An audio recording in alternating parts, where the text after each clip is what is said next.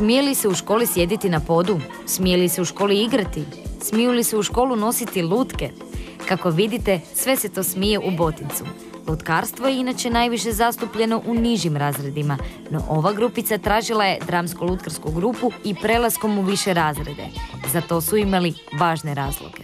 Mi s lutkama moramo naučiti tekst i igramo se s lutkama, a ovako se doživimo u događaj i ono što mi doživimo, mi to govorimo, kažemo.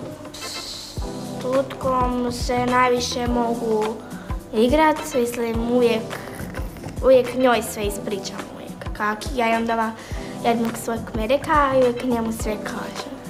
Sve su ove lutke sami izradili, a to ih je vještini naučila voditeljica Margareta Peršić. Bili smo slobodni zaviriti u njezin atelje. Ovdje lutke nastaju iz ljubavi i one su prava živa bića, a uz to i prostor čine toplim i domaćim. Tako da je ovdje broj ukućana mnogo veći od 4. Kad ih izradimo, nađemo neki tekst za predstavu ili se predstava sama izrodi i glumimo, ali je najvažniji taj socijalni aspekt i ta likovnost, da se provlači kroz sve što radimo. Dakle, da se kod djeteta izvuče taj neki izričaj koji oni imaju svi, samo što je to zna biti zatomljen. Osim lutki, okupirali su je ilustracije, žongliranje i pripovjedanje priča. Vratit ćemo se sad opet nakratko u školu. Osim lutkarstva, učenici vole i dramske improvizacije.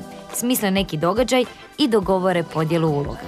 Dobro se osjećam kad sam u drugoj ulozi, a ne u prirodnoj.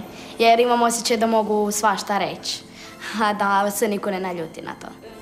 Puno je različitih ciljeva njihovih druženja, no ipak je najvažnije da se pritom i dobro zabavljaju.